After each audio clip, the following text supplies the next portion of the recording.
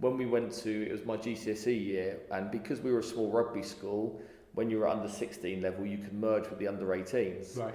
And suddenly for me, that was a challenge again. So you're playing against guys that were massive. We were never allowed to kick the ball as well. We had to run from everywhere. Right, so brilliant. That was a great challenge, but you'd sometimes play teams that wouldn't defend with a fullback. So you'd be thinking, well, there's loads of space, but we're not allowed to kick it.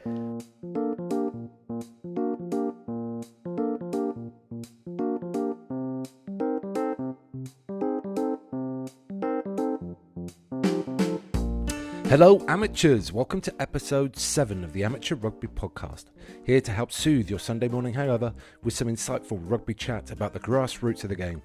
I'm your host Tim, and today I'm in Malta, and I'm getting some early winter sun, and it's fair to say that the weather here is much better than in Tokyo right now. My thoughts are with those people there, and that everyone stays safe during the typhoon this weekend. Hope you all enjoyed your games yesterday, whether playing for the first 15 or the false, it makes no real difference. Just get out and play and have fun with your teammates afterwards. Last week's episode with Andy Muldoon was quite a lengthy one, but it's received only positive feedback, so thanks to those who gave it a big thumbs up in the reviews. Have you watched his drop goal on YouTube yet? It really is something else. The link is in the show notes to last week's episode. But my guest this week is Ben Ward. Ben is the Director of Rugby at Ealing Trailfinders, RFC, and has been involved with the club since their days in London Division 2. He was fly half and head coach during the 2012-13 season when I played my single season for the club. This interview was recorded in August of 2019 at the always improving home of Ealing Trailfinders, Vallis Way. We covered some fascinating topics: the changes Ben has witnessed while climbing the leagues, thoughts on the new law trials, and providing a fabulous environment for young players to improve and also get an education in the Ealing Trailfinders Academy. So, please welcome Ben Ward. Okay, Ben Ward, welcome to the Amateur Rugby Podcast. Thank you very much. I'd just like to start with how we first came across each other. If you'd like to maybe tell the people that. Yeah, it was at a time with the club as we were progressing through the leagues, and we got to a stage where we were we had a very young side. And at the time, you were coming towards, I guess, the not the back end of your career, but towards that way. And we were actually looking for just some experienced heads, and you'd been playing a higher level than the level we were at, and it was a good fit for us at the time to get someone in that could give us a bit of leadership and a good head on their shoulders type thing. Yeah, so that was back in 2012, I think, 2012, 2013. Yeah, makes you feel old now thinking 6 about it. years ago, mate, yeah. 6 years ago. And yeah, so I enjoyed a lovely season here at Ealing. We played some great rugby and won the league, and it was a pretty joyful time, really, the whole season. Yeah, it's probably actually, when I look back now, there's probably that year, there's a couple of years I remember, and that year definitely stood out, especially when obviously you're successful, you remember those days, but it's certain games that you remember, certain games where you get stuck in tough moments that probably at the back end of your career you look back on with a lot of fondness. Yeah, for sure. So, I mean, I think we won 3 games with the last kick of the game, certainly 2, or maybe one was for a draw, but yeah, they went to the wire a lot of those games, and we scored a lot of points as well. So it was a thrilling league, really. Yeah, well, I think Blackheath was one of them. We got one of the last kicks of the game. I think Esher away, we scored the last pretty much play. Yeah. It was the last play of the game to win them. I actually remember, I think the league which we almost confirmed, or the game we confirmed the league, was probably in snow here, I think, against maybe Bladen, off the top of my head. So you've got some of these, as I say, you look back with a lot of fondness, but it was one of those years where it could quite easily have gone the other way, and we could have lost some of those really close encounters. But I guess that's what makes it special. Yeah, for sure. Okay, but let's go back now to the beginning for you, Wardy. Like, when did you first pick up a rugby ball and start playing? Oh, we are going back a long way. I was very fortunate. So my dad played rugby himself. He played for Orleans in Twickenham. Right. The club's no longer there now, but it's next to Orleans Park School. And I used to basically just tag along as his son, and there'd be a couple of other kids there that were a few years older than me, and you just get chucking a ball about, and from then I was sort of hooked. I would never watch his games, I would just play rugby on the side, and that, I guess, was when I first started getting involved in rugby. Right, so a real nipper, like real young. Yeah, we're talking sort of 3 or 4. Wow, okay. So it was very young, and then I guess from then on I moved to London Irish. A few of the guys that I was chucking the ball around on the side, they were in the higher age groups at London Irish. So I joined there at under sevens, went down there, and from then I stayed there till sort of under 16 level, and my dad became one of the coaches down there. Right. And that's I guess sort of how I got involved there, and I loved it again, from being touch rugby all the way through to going into contact. Although in my latter days I didn't enjoy contact as much, when I was younger I actually quite enjoyed it, because I was used to tackling older boys and playing with them. Right. I was actually reasonably accomplished in that. It's just as I got older, everyone got bigger. Much bigger. Yeah. Yeah, for sure. Okay, so after that you went to St Mary's, is that right? Yeah, so I guess my rugby journey continued when I went to Hampton School, so that was a big learning part of my development. I would say that it was a school whereby it wasn't a massive rugby school, so it was rowing, it was rugby, and it was football, and that was spread out between those three sports. So as you went up each year, you only had 25 to 30 rugby players, of which 5 had probably played rugby before and were half decent, and the rest struggled a little bit. So each year I remember coming through under 14s, under 15s, and we'd play things like KCS, John Fisher, those type of schools, and sometimes we'd lose by 100 points. And I actually got to the tipping point at under 15 level where I went and asked if I could quit and go to football. I was a reasonable footballer. Wow. And my rugby coach at the time, he said no and walked out the room, and that was that. He wouldn't even explain it to me. He pulled me a few days later and just said, look, it gets better. And when we went to, it was my GCSE year, and because we were a small rugby school, when you were under 16 level, you could merge with the under 18s. Right. And suddenly for me, that was a challenge again. So you're playing against guys that were massive. We were never allowed to kick the ball as well. We had to run from everywhere. Right, so brilliant. That was a great challenge, but you'd sometimes play teams that wouldn't defend with a fullback. So you'd be thinking, well, there's loads of space, but we're not allowed to kick it.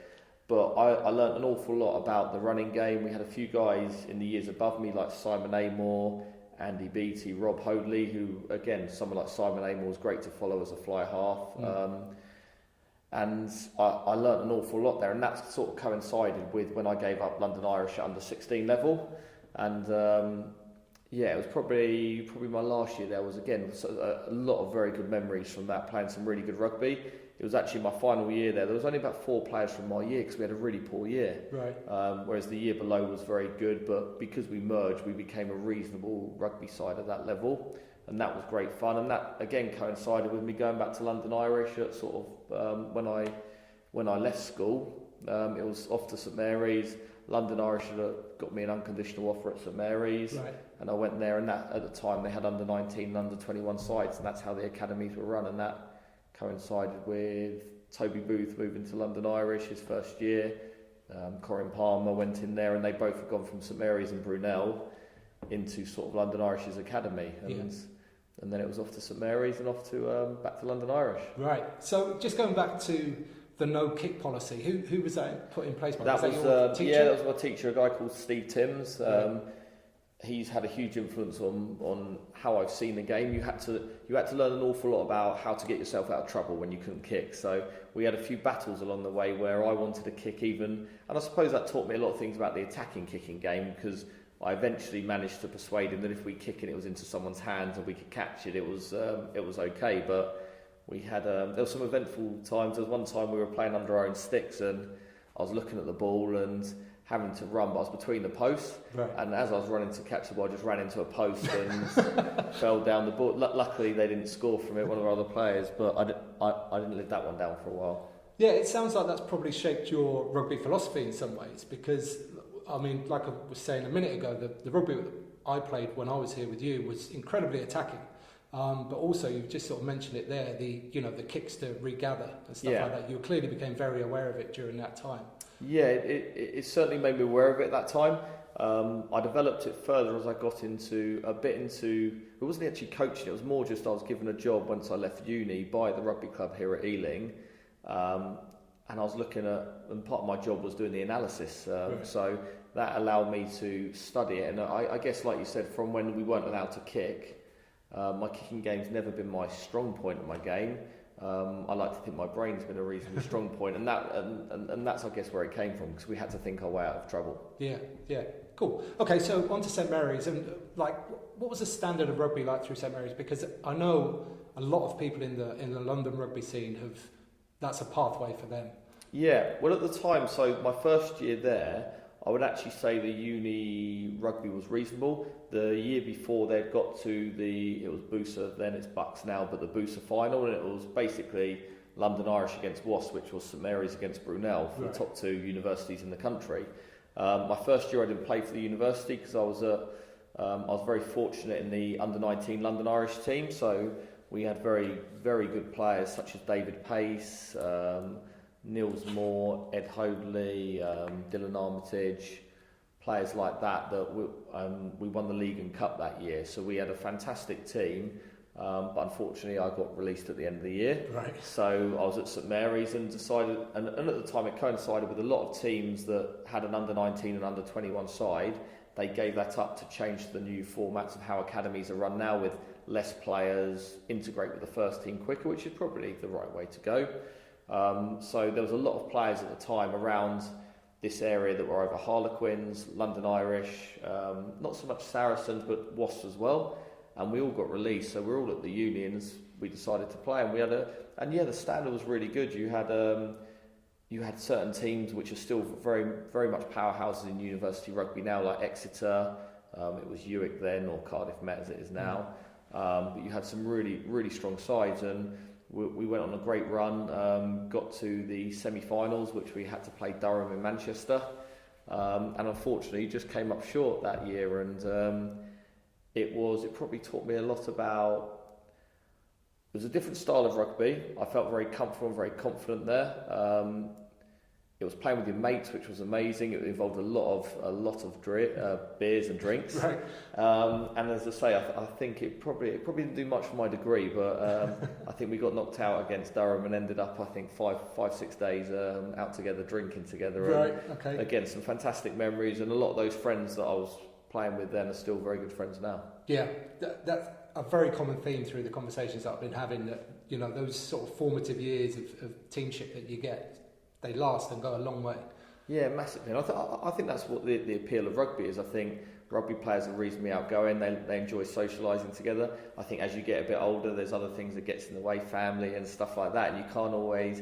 I think that's one of the things that as I got older in my career, I never knew, because I didn't have that cut-off point. I went straight into player coach and then coaching. I never had that cut-off point of really. I enjoyed every single game I played, but I never knew it was going to be my last game when I had my last game. So you never get that sort of end point. And even now, I still think,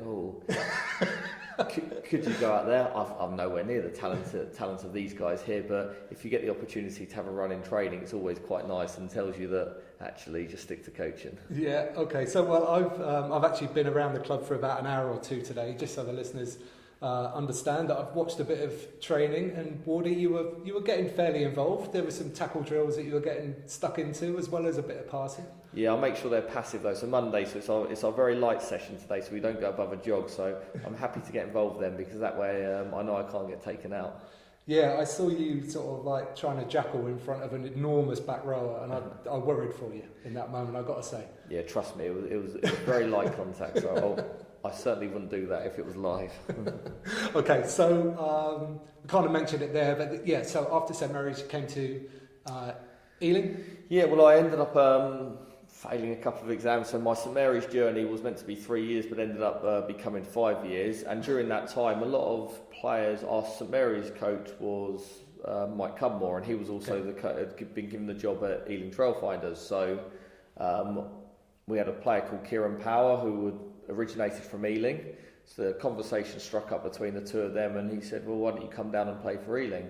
So Kieran went down there, and suddenly there was a bit of beer money going at the weekends, so next thing you know, there's 4 or 5 in the first year, and I ended up going in the second year of that sort of process, and I think by my second year at Ealing, there was, I think at one stage we had 35 St Mary's lads that were based here, and it was just, again, the same principles of a couple of guys that were all good mates. We socialised together at the weekend anyway, so it was great to play rugby, and that went through from our first, second to development team here. There were guys from St Mary's, and it was some beer money in at the time, which was fantastic. So my actual journey here started in London 2. I was asked at Christmas to register for Ealing, but wouldn't play till the following year. Okay. And then we got to, and then we'd finished our university season, and the coach said, "Oh, will you come down? And we've got 3 games left of the season. It'd be good for you to just come down and do a bit of training." And I came down, trained for a session. He said, "I want you to play at the weekend." And it was actually the game that if they won, they'd have won the league. So, oh my, that's pressure. It wasn't pressure in terms of we had a good side. We were probably going to win the game, but it was just a bit awkward of there was guys that from St Mary's that knew me, which was fine. But you imagine you're part of a team that this guy's just turned up, and suddenly it's a game to win the league, and you're put in there at 10. Luckily, the guy that was in at 10, they'd had an injury, so he played 13. So there wasn't any ill feeling that you'd sort of push someone out the team for that reason. But that started my journey here, and from then on, we sort of started that journey up the leagues. Yeah, so I'm interested to find out. Obviously, what was that, level 6 of the RFU? It was London 2 at the time. So yeah, level 6-ish, I think. Just some thoughts about how the leagues are different as you go higher and higher. Obviously, nowadays and probably back then as well, there was a little bit of money around in those sort of leagues. But obviously, there's also plenty of clubs that are completely 100% amateur. So, yeah, I guess the question is, what were the major changes you saw as you progressed through the leagues? I think first and foremost, so when we came up the leagues, it was at a time where you've got to remember that London Scottish and Richmond, who had been obviously relegated all through the leagues, were coming up as well. So as we moved up the leagues, there's been at times where us, London Scottish, Richmond have been in the same league. You've had strong teams like Roslyn Park, Esher at times. You've had Jersey, who have obviously risen as well. So at times, some of those teams there's some quite famous names there, and obviously moved up the leagues. But going back to London 1, we're all in the same league at the same time, and it took us 3 years to get out because of those names. We just had to keep getting rid of one each year, and eventually it was our turn, and then we progressed. Every time we didn't get a promotion, I never liked it, but it was probably the right thing for the club because we would have evolved too fast, and that's probably what happened when we went to the Championship the first time. You also got some teams in free fall, so we had coming down the leagues Newbury at one stage. That obviously these sides are putting out teams to make sure they don't drop a huge amount, but I mean you're turning up there knowing that they've been beaten by 90 odd points the week before, and you're going to put 100 points on them. And I remember we were up against Worthing at one stage, and it was neck and neck for who would get a playoff spot in. I think it was London 1 at the time, right. And they had Joe Launchbury playing for them. He was coming up through the system at that stage. And the week before we'd already beaten Worthing, but we were due to play Guildford. And the week before Worthing played Guildford, who were bottom of the league, and Worthing put 120 points on them. Right. And this was going to go down to points difference. So we were there thinking, wow, that's a massive result. What are we going to do? So all week that week, we actually took our own ball boys down to Guildford. So when we kicked the conversions, they would kick the ball back onto the halfway line, so the ball in play was going to be quicker. And for the first 20 minutes of that game, we didn't score a single point. We were there getting quite worried. But we ended up winning 176 points to 5. Oh my goodness. And it was just it was probably the most fatigued game I've ever been, because it was just shuttles. Yeah. And they were a good bunch of lads and everything, but it was a difficult circumstance for them. But we ended up getting to the playoff that year, and we beat Cleve in the playoff to get our sort of National League status. And that was a massive moment for the club. And every time you step up a level, you think, we're always lucky with the owner we've got here, with Mike Gooley, and the backing he'd done, and we developed at a really nice rate. We had very good players, but every year you stepped up, the level went up, not so much in terms of, when we got to the national leagues, there was that physicality of, it was the travel, so you'd have the physicality of going down to the southwest, places like Lydney, Cinderford, who wouldn't travel that well themselves, and you'd beat them comfortably at home. But you couldn't work out why suddenly you put 30, 40 points on a team here, but you go away from home and you've lost to them. Yeah. And that was a massive learning curve on how to adjust to different pitches, different conditions. And a lot of that came down to effectively your forwards winning those type of games. That's why, again, how you ended up at the club. But that was a massive change as to every time you stepped up a league. And I'd also say, as you did move up the leagues, you started to get teams who would have dual registered players, academy players. They'd have a couple of well-paid players that you knew that you'd have to keep out of the game so you could identify. Yeah. And you also knew that if you just turned over easy possession, you were going to get punished. Yeah. And that was probably the biggest difference moving up the leagues, and especially as you got towards National 1 and even bigger than in the Championship. Yeah. Cool, you touched on a couple of things there, which I'd kind of thought myself previously as well, that your rate of ascent was manageable. I think it would have been, I think you sort of said yourself there, it would be very easy potentially to just fly up through the leagues. And that's something that I recognised when I came to the club, that it seemed like everything was going at a pace that was maintainable, you know? You weren't getting ahead of yourselves too much. Yeah, I think that's correct. I think the only time we did was when we went to the Championship. Right. That difference between going in there as a part-time side, playing against full-time athletes, that really noticed it. So when we moved up there, and we had a playing budget of around 150, 200,000, coming up against sides that had a massive playing budget compared to that. I mean, the first 5 games we played in that division, I remember going to Rotherham and we were, I think 9-6 down after 20 minutes, and we ended up losing it 70 points to 6. And I remember seeing a few of our players be knocked out, our scrum get destroyed, and you're thinking, this is looking a bit unsafe actually at the time.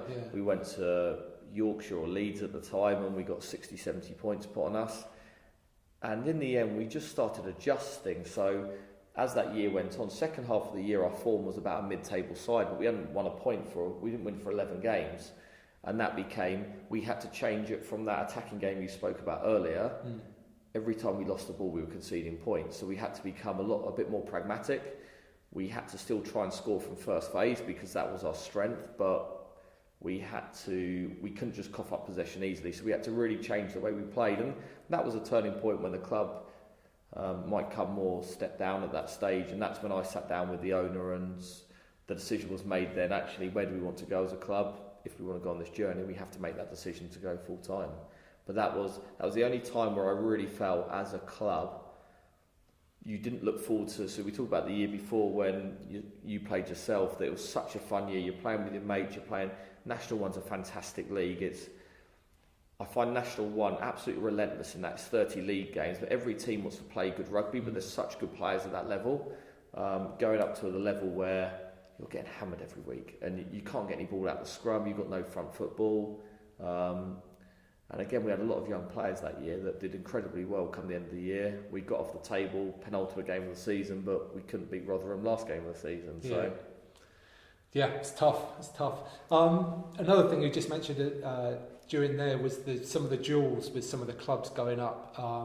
I mean, teams like Rosslyn Park and Jersey was certainly two that have kind of kept you company all the way. So just wondering if you sort of talk about those specific inter-club relationships, I guess. Yeah, it's a strange one. So you had the different types of duels. So I guess you had London Scottish, you had Richmond, and you had Rosslyn Park, which are all big local derbies. Esher I'd add to that because I live over that way, so that was always a big one. And they were coming from the league above as well. So they were sort of the big games. And to be honest, you could have probably made a league out of those 4 sides, and us in terms of quality of some of those games were absolutely brilliant. It was also that balance of every time you went to those games, you knew pretty much most of the other side. You'd probably have a drink with them afterwards. Most of us would have all played together at various different clubs, unis, different stages like that. So they were fantastic games. They were a lot more, although the quality was really good, they were real mental games as well, that you knew there was certain times under Alex Codling where Rosslyn Park, you knew they were going to be so good up front. London Scottish, when they had a lot of superstars like your Simon Amors as well, you knew you were coming to a tough game. Richmond at one stage had people like Bobby Skinstad playing at number 8 for them. So you had all these different challenges when you came up against them. Richmond we had a really good record against. Richmond, we hadn't, in fact, until last year, we hadn't lost them for 27 games, and we lost actually last year, which is ironic. We were probably the most professional we've ever been. And they're still part-time, but you had some great battles. It was always nice because you could have a few beers afterwards around sort of Richmond Way or Putney, wherever it might have been. Jersey was a different one. Jersey were very similar to us, and they had the ambition. There's always been a real fierce rivalry there in terms of those games have always been, and we found them incredibly physical. You have to match up physically to Jersey, and even now when we go there, I know it's one of the first sort of names our players look for now in terms of they're aware of that rivalry going back through the leagues. Right. Even going back, so it started in National 2. We beat them to the league that year in National 2 South. They finished second, went up via a playoff. The following year in National 1, they went up first and we just missed out in second place, and then we then caught up with them, and that rivalry has been going ever since. And it's a great place to go and play rugby. It's always a nice, obviously, weekend away with the boys to Jersey, and you get to bond. But it's a massive. We almost see that as a derby type fixture For sure. the boys get up to, and it's no different to how it was back then. It was a real sort of ding dong game. Yeah. Okay, you just mentioned something there about bonding. Now, when I was here, I thought the social side of the club was really excellent. I think there was still a good core of some of those St Mary's boys, and certainly the culture that probably was in existence before I arrived continued through. I'm talking about, fancy dress socials, away trips, things like that. It was really, really good fun. I'm just interested in how much of that has continued onto where you are now in terms of the full-time arena, and what changes there are maybe there.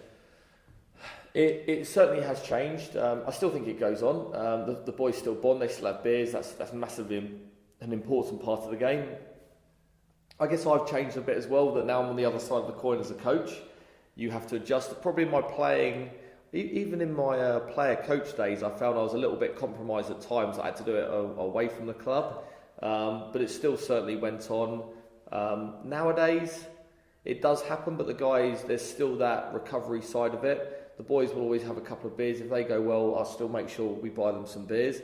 Probably not to the extent that we used to drink at, in terms of, it was different then. We were coming from where we'd been maybe working all week, and it's your only sort of, you can't drink on a Friday because you've got a game on a Saturday, so you can't drink on a Sunday because you're back to work on a Monday. So Saturday was the only time you really got to let your hair down. And I mean, if you're away, we had some fantastic games away at Dings Crusaders, some massive journeys where you're stuck on a coach with lads, which you're going to enjoy, and a few beers makes the time fly nicely, and you can then have a good night out afterwards. And there were some fantastic days. I still think it massively happens. So we have a lot of guys, a lot of friends at National 1 level that still do that, and it's amazing. I certainly miss those days myself. Yeah. But there is also the element of the professionalism now, where come Sunday you've got to analyse the game, you've got to get it ready for a Monday, whereas when we played it was actually, we got till Tuesday to get it ready. So I used to do it on a Monday, the game, ready for training on a Tuesday evening, whereas now it's got to be done Sunday. You've got to prep the training for the week. The players have got to look at footage on the opposition on a Sunday, ready for a Monday, and that recovery side comes in. So even now with some of our players who are injured, they're not allowed to drink. We make sure they have lots of socials, but even we're very lucky here. We've got someone like Richard Wigglesworth. He does coaching down here as well. Right. And even he says with the trips that Saracens go on, generally, if you're injured, unfortunately, you can't drink. Yeah. And it's just the way it is. And I think that is the difference now in that professionalism side of things. I also think it's made a huge difference. So even our players now are a little bit, they don't drink at the club. Right. Because of mobile phones, social media. There's been a few of them that have been caught maybe doing stuff when they shouldn't have been doing it. And they're now more public figures. So they generally like to get away where they're not, where they can do it in their own time, and it's not frowned upon as much. Yeah. And that was never an issue back in our day, thank God. No. It's an interesting thing, and it'd be interesting to hear from some of the players maybe that spanned this amount of time as to how much they missed that, or whether, if they could go back they would, or whether they hope wish there was some kind of compromise that could happen, because it's certainly, obviously this is the Amateur Rugby Podcast, and I'm not against the professional game in any way. I think there's huge amounts of positives in the professional game, but what I'm interested in is kind of this crossover, this kind of murky area where it's halfway in between. So it would be interesting to know.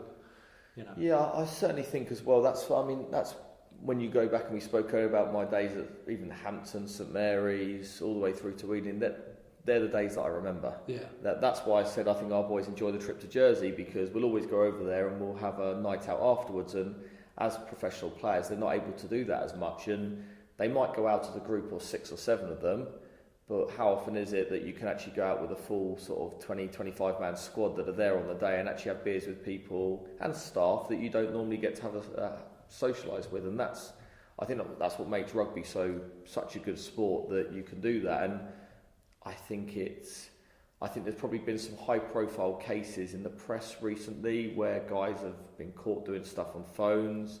There's a lot of stuff with obviously Cipriani and stuff like that. And I think it's led to guys being put off sometimes where they're potentially going to lose their jobs if they're caught doing something they shouldn't. Whereas I'm not saying it's right or wrong, but back in the day you could probably get away with a lot of that stuff because no one would actually know what went on, if I'm being quite honest.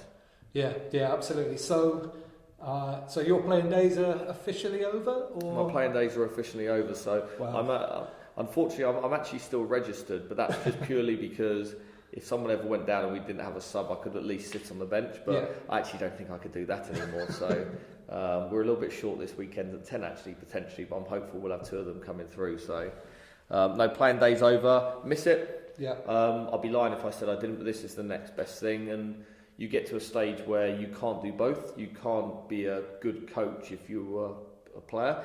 When even at your time at the club, I was a coach, but I was a rubbish coach then because I was a coach that was a player, so I was able to dictate what I wanted on the pitch, but I probably didn't get my message across that well. I was able to do that by just being in the number 10 position and running a game. Yeah.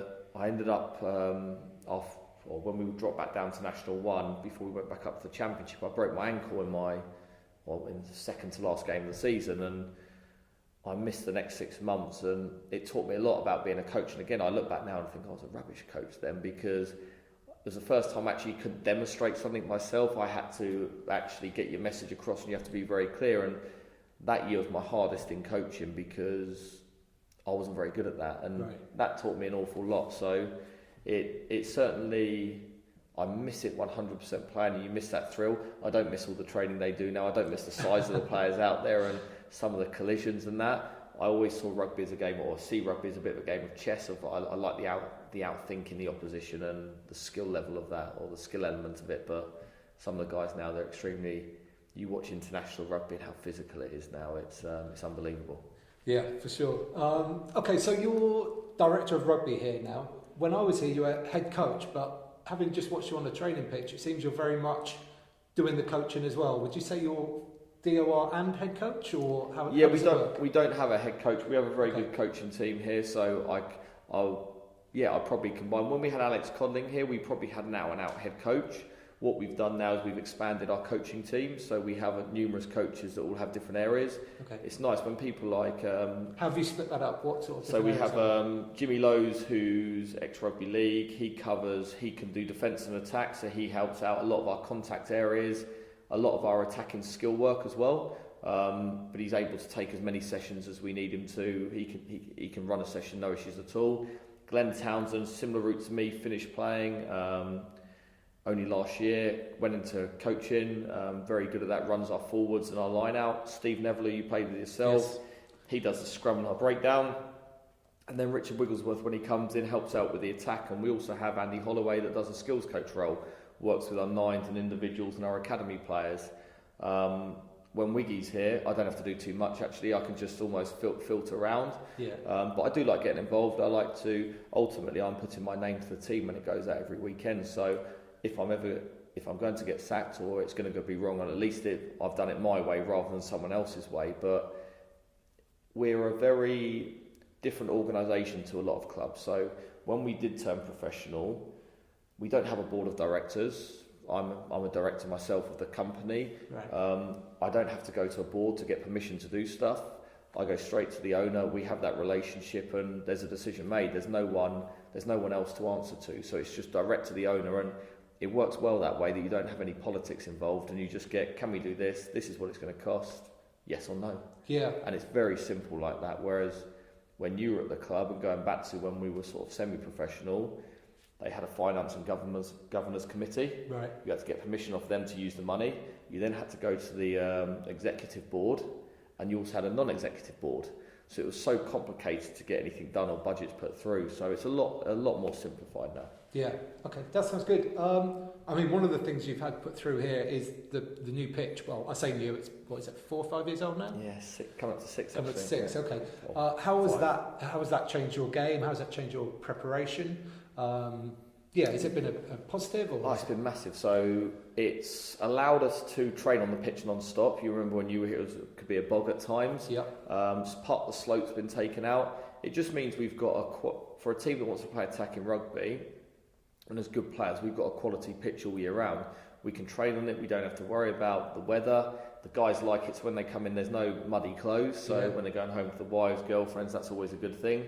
A lot of rubber comes onto your clothes as well, which is a bit of a pain when you get back. But in general, it's been fantastic. So it's also been good for us spectators that if it rains, it takes half an hour to dry. Right. So it just dries so quickly. Wow, that is a big benefit. I wasn't aware of that. Yeah, it makes a huge difference. So we've had one installed, and since then the owner's liked it so much he's put another one in on the top pitch. We have 2 now, and that's, as a club, it means we can play curtain raisers. We can have 4 or 5 games in a row on a Saturday if we want to. And we've done that a couple of times. Right. We're lucky now. The London Broncos are based here, the rugby league side in Super League, and again we'll go on the pitch first. They'll go on it second, or vice versa. There'll be a school on it in the afternoon. There'll be youth training in the evenings and that, or academy training. So when we've got 2 main pitches and we have cricket down the bottom, it's meant the whole site can be a massive sporting arena. It will continue to grow as well. So, but the pitchers led the way in that, and that was a task as well, because again the owner was great. He just said, basically, go and source people and then project manage it. Right. And no idea how to do pitches, so luckily we've got a really good company, and they just and they got on with it and did a fantastic job. Right, I didn't realise you'd had some of the slope taken out as well. Yeah, it's is not it perfectly flat now, or not perfectly flat, but it's nowhere near the gradient as it was before. Yeah, because it was noticeable. It's big, yeah, it was definitely noticeable. And going back to my year here, that I think you mentioned it earlier, the game when we kind of pretty much clinched the league here against Blaydon. That pitch was as bad as any I think I've ever played on that day. Freezing snow. It was like had half an inch of water on it as well. Yeah. So, I mean, anything to avoid that in the future, I guess, would be... Well, it's just made it a good spectator sport, or for the spectators to be able to watch. But, yeah, I remember that day. It was absolutely snowing. I remember we came out the tunnel at the end, and the coach, Mike, at the end just didn't even want to bring us in for a huddle. He just said, just get inside and get in the showers. And players were going in the showers full kit and everything. Yeah. Frostbite and all sorts. There was I'm pretty sure some people got hypothermic that day. I had to come off the bench that day. That wasn't nice. Yeah. At least all you'd have to do was scrummage as well. I couldn't do that with my hands. That's the one thing. If my hands went cold, I was in real trouble as a 10 or a 9. Yeah, for sure. Okay, so I mentioned it earlier. I watched some of the training today, which was really interesting. You said it was kind of a light contact, sort of slow day today. It looked incredibly technical, detailed, orientated today. I'm assuming that's not all you do, obviously, knowing you well enough. But how much is technical detail, and how much do you go into more contact skills and more, I guess, organic styles of training when you're playing what's in front of you and stuff we don't do huge amounts of contact, I'll be honest. So what you saw today was pretty much as hard as we'd go. Right. I think we might have done in the whole 3 or 4 months pre-season, we might have done around 10 minutes of live rugby all in that 4 months. Yeah. Again, the guys, a lot of that is about technique work. So what you saw today was very much we call it an install session, so it is very technical. That means we're light today, assuming, because we're getting used to how we'd be on a normal game week. So if we played on a Saturday, we're light on a Monday, the players will get their leg weights and stuff like that into them. Yeah. But then we go fast on a Tuesday, and then physical on a Wednesday, Thursday off, and then team run. In terms of your other question, there's a lot of stuff now about, if you look at a lot of the stuff the RFU preach, it's all about playing games, heads up rugby. So from day 2 in pre-season, we've played a lot of 12v12, 15v10, 15v12, 15v13, and if you're here on a Tuesday or Wednesday, you'll see a lot of that. But you can only do that if you also understand the skills or understand what you're doing. So part of our Mondays is that understanding. We went through all our starter plays for this weekend. Does everyone know what they're doing? We're actually down at Penny Hill on Wednesday training against England. Right. And we'll run a lot of our plays there. So it's just making sure that they've got to they've got to understand what they're doing. If anybody says it's today, they can hold their hands up and say, I don't understand, we'll go through it. If they get it wrong tomorrow, there's the old stick comes down a little bit. Fair enough. When I was playing at Asia, I got to do that same thing. Went down to Pennyhill to train against the England side, obviously helping them prepare for a test match. It was an incredible experience, but at the time they said they had issues with clubs that were slightly higher because they didn't want to get their players injured for Saturday, and they wanted to go kind of full metal jacket a little bit. Whereas when we went down there, we just all got stuck in. And, it hurt quite a bit, but we had a go. Yeah. So what's your how was your... I mean, to be honest, we have a very good relationship with the coaches. So Eddie, his team, Steve Borthwick, they generally come down twice a year, once before the autumn internationals and once before the Six Nations, because as coaches, they say they don't get an awful lot of time to actually coach in between when they have the international break. So It's great for our guys. They come down, they run some of their sessions they're going to run with the England side. We get a bit of coach development working with them, and hopefully we can help them out. So that works really well. Generally, when we do contact sessions, it's a shoulder contact. Now, different people have different levels of what a shoulder contact is, but generally it's if someone's running at you, you get in the right position, so you get in front of them. You put your shoulder in, you don't take them off their feet, but you're able to stop them running through you. So that's generally what we do, shoulder contact, and that's what we'll do with them later this week. But you know how it goes. If someone puts a bit of a shot in, the intensity starts to rise. It never gets out of control. I think that's that level of professionalism now that you have that's probably, like I say, slightly different to what it was a few years ago for us coming up the leagues. And a lot of clubs talk about that self-discipline of, look, we're going to keep it at this level, we might as well just go live. So for sure. It's a bit of give and take, but no, it's fantastic. It's a great opportunity for our guys to go down there and experience against the best players in the country, and we built a really good relationship up with the coaches there. So hopefully they go well in the World Cup. We'll all be obviously cheering them on. They weren't that great at the weekend, but hopefully they go well in the World Cup. Yeah, absolutely. So I see you're doing quite a lot of developing young players here, and you've got this partnership with Brunel now, is that right? Yeah. Just interested what the kind of differences are between the coaching maybe of the development players as opposed to the first team squad, if there are any differences and what those are. No, it's the same coaches. So that's one of the things that we think we're going to do differently. So we wanted a Premiership Academy. We're told we're not a Premiership team, or we're not a Premiership shareholder, so we're not allowed one. So we actually looked at how we can develop, how can I say to a player, come to us rather than go to a Premiership Academy. So the biggest thing when we spoke to people was the education side of it. So why can't we combine the two? So there's obviously very good universities that play good university rugby with the Bucks Super League now. Our USP, I guess, is that we're a full-time rugby club. So we've got currently 25 guys that are training full-time with us. If we have a couple of injuries or they're training well, they get called up to our first team sessions. But they sit in on our first team meetings. They have their S&C coaches are our S&C coaches. Right. Their coaches are our coaches, so they get real good access. And ultimately, as we've gone on this journey moving up league, we've always brought in, like yourself, like myself, the club's always brought in players to get them to the next level. One thing I've learned over the last couple of years is that consistency to your playing squad is massive. Every year you have a huge turnover, you have to start from scratch again. Yeah. With that culture, with that playing style, with everything. So if we can have guys from the age of 18 go through university, we get them for 3 years, and when they get to 21, hopefully they're good enough to take some of our contracts, and that's ultimately what we're looking for. And we believe we can run it in the most professional way possible, but we have that USP of the access to our first team straight away. Yeah. And that's what other universities can't offer. And we've got some fantastic young players. In the first year of the project, we've already got 45, 50 guys coming on board this first year. And the aim is in the next couple of years to have 150, 200 rugby players come into Brunel every single year. And it's quite ironic because I went to St Mary's and they're obviously the closest rival. But it's more about Brunel are just down the road from us again. They were the biggest university in the country rugby-wise back in 2002. So it's, can we get them back to that? Right. Can we develop young players, and can we get them to come through to the first team, which is the challenge of all Premiership clubs as well.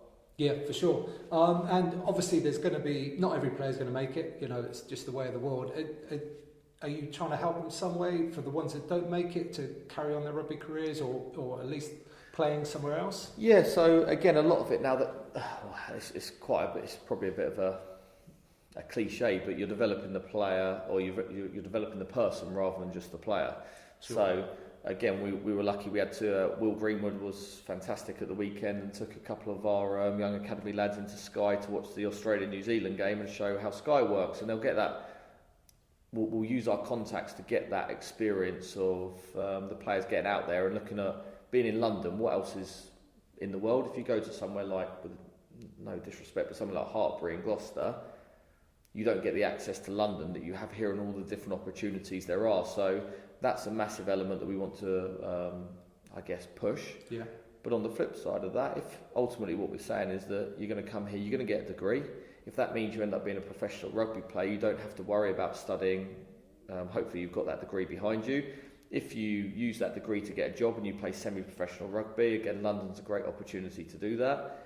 And if you never want to pick up a rugby ball ever again, you've still got that degree behind you. So we've got a couple of our guys in our senior squad that are trying to get work done with degrees that they never got done as young players because they went into rugby. Right. And as they're 29, 30 and they've got girlfriends, wives, kids, that's hard to do on top of your rugby as well. So get it done at an early age, enjoy playing rugby, grow up at that stage, but there'll be good opportunities in rugby and in the city that hopefully these guys can tap into.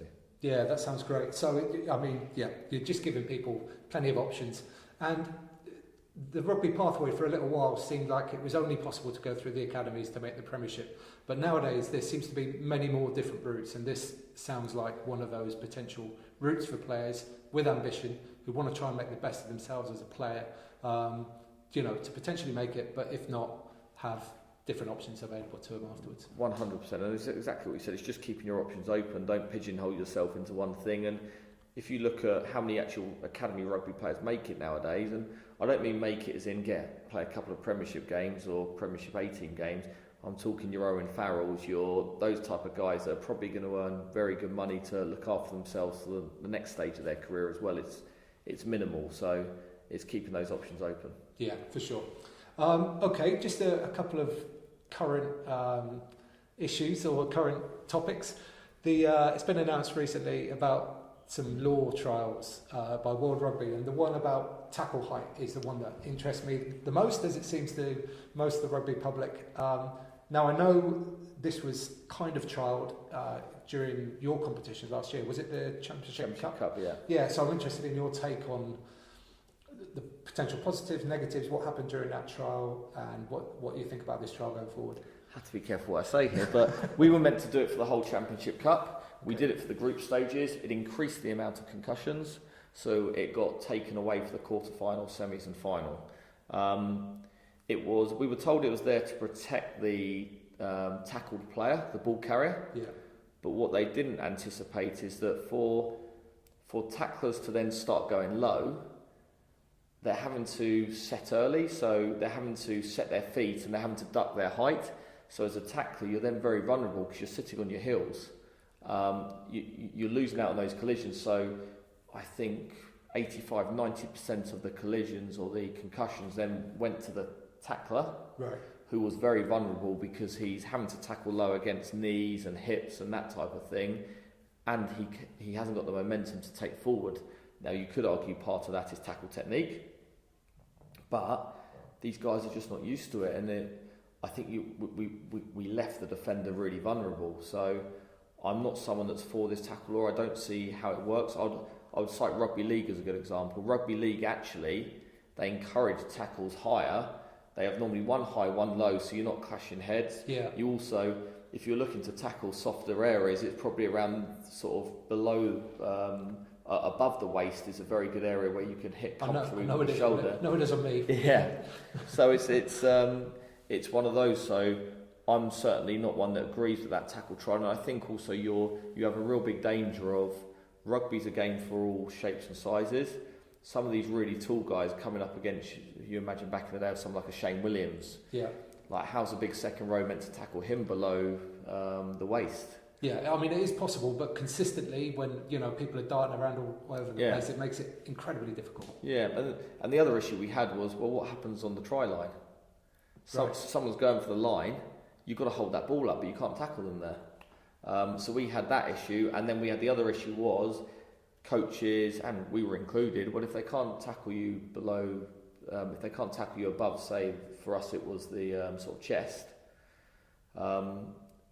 a lot of the ball carriers then started ducking into contact. Right. So start going low because they can't tackle you. So a lot of people do go low into contact because it's your body height's really important. If you stay high, you're going to get choked or you're going to get knocked back. So there became a big grey area of you as a defender want to set early. You set to hit me around the waist, but I duck into you and you now hit me around higher. Is that your fault or is that my fault? Right. But the defender was getting punished and the defender was getting knocked out because he was so worried about that and setting himself low. Yeah. So what kind of, I mean, I pretty much agree with everything you just said there. What kind of things did you do in training to try and mitigate this or to try and help the players? Was there anything? Nothing. We did a bit of tackle technique stuff about just chopping your feet to keep going forward, so don't just plant your feet. But ultimately, because we were playing a different law for the league games, a lot of teams just went into it, and if I'm being brutally honest, it came down to what referee you got. Some refs would just ref it strictly, some would be a lot more lenient, and bearing in mind we don't have television replays, it's very hard for a ref to know in that split second, was it high, was it low, it's right on the borderline, but can I send someone off based on, I think it was high. Yeah.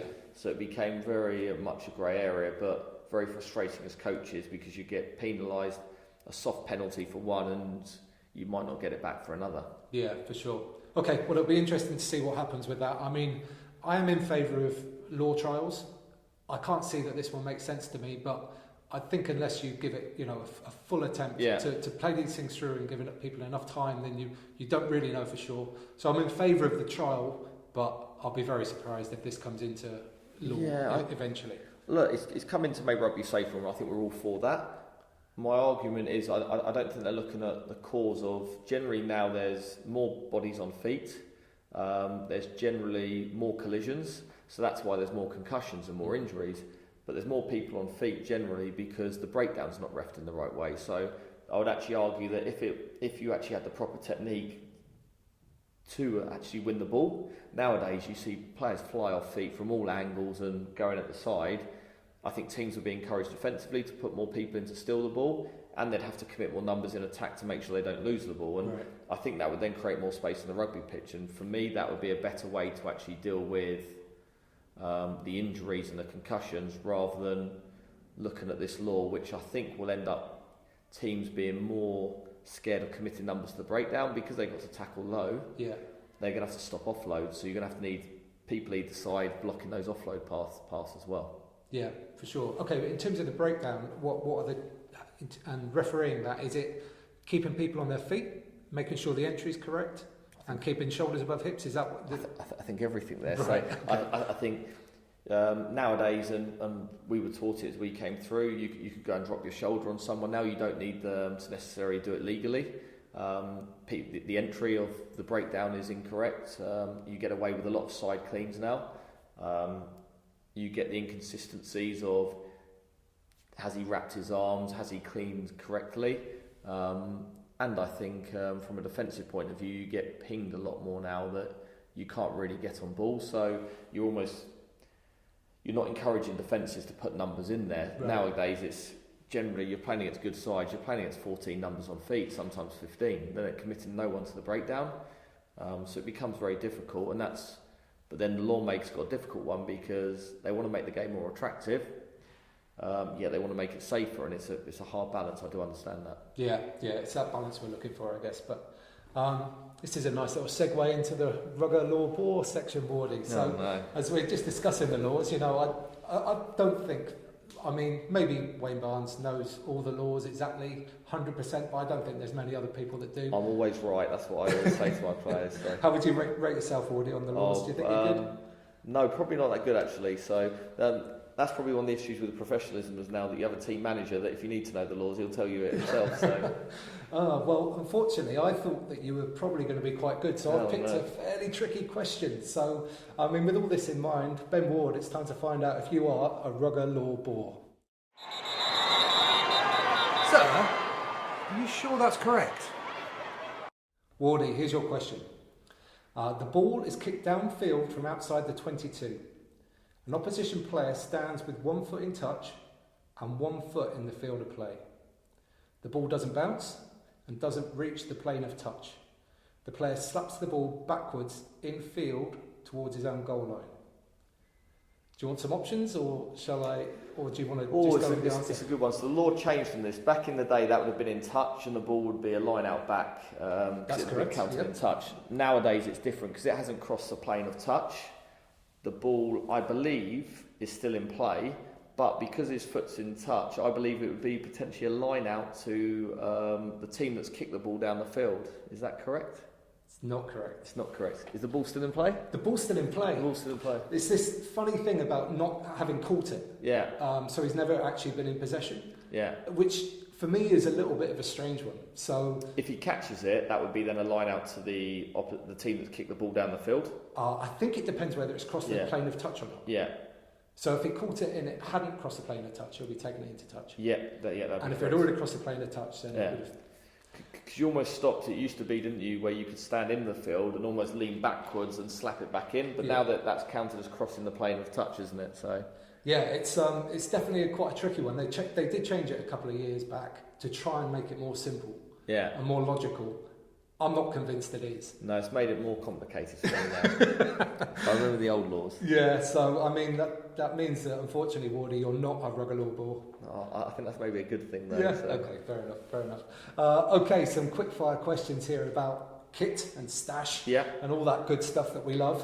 What was the favourite bit of stash that you've ever received as a player or coach or any capacity? To be honest, my favourite bits of kit that I now get is actually the ones because I order it myself and I choose the designs.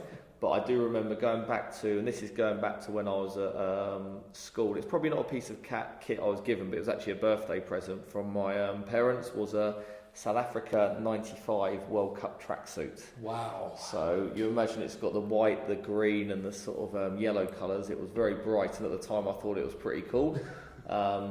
A few years later, I looked at it and thought, what was I thinking? But that was probably my favourite bit of kit given, and obviously with South Africa winning that World Cup, it was one that was quite popular to me. Nice, okay. Another kit question. What is your favourite kit of all time? So this can be any team from any era.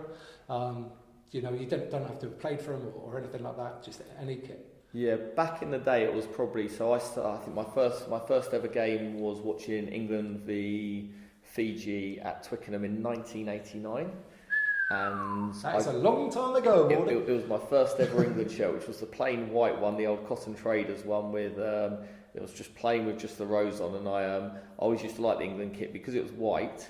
If you played in the garden, you could see that you'd get muddy early doors, so it feels like you played a game of rugby. So that was probably my favourite kit. My favourite modern one is actually the Argentina shirt. I like the Argentina shirt. Yeah. I think it's pretty smart. And the Argentinian backs always look good in the Argentinian kit.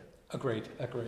Okay, another stash question. What's a current kit that you like the most? Maybe it's just come out for the World Cup or teams announcing it for the new season. But is there any current stash crush that you like? Probably the Argentina Cup. Still Argentina? I've just said it there. If you're talking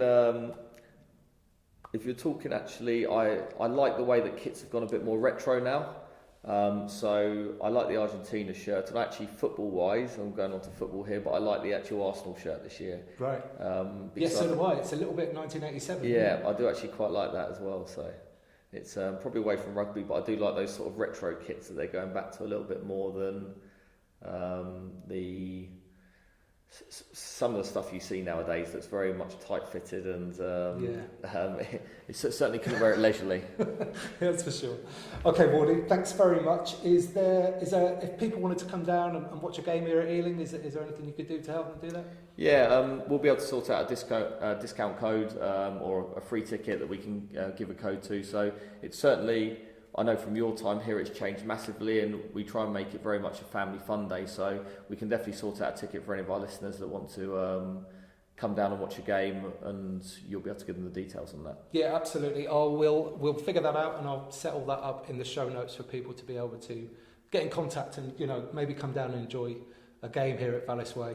So Wardy, if people want to get hold of you, I think maybe Twitter might be the best way. Would that be right? Or Twitter or my email is a very simple one, in that it's Ben Ward, all one word, TEN, the number 10, but in letters, @gmail.com. So anyone can get hold of me, and my number and contact details are on the website. Amazing. Mate, good luck for the season. It's been great to catch up, and thanks again. Thank you very much. Cheers. Thanks very much again to Wardy. It really was great to catch up, see the advancements at the club, and also to get a glimpse into their future. To take advantage of the offer Ben mentioned, you can buy match tickets from the Ealing website and get £5 off with the code FIVEOFF at checkout. All of these are linked in the show notes below and on amateurrugbypodcast.com. If you've enjoyed this podcast, you could like, comment, share and subscribe, but I'd really like is if you mention it to someone in person the next time you're down your local rugby club. I'll be back with you next week when my guest will be the magnificent Mike Friday. Geezer, the world's 7 Series Coach of the Year, really needs no introduction. Our honest, insightful and frank conversation will be with you next week. I'm off to enjoy some more of this Malta sun, so until next week, get out and play.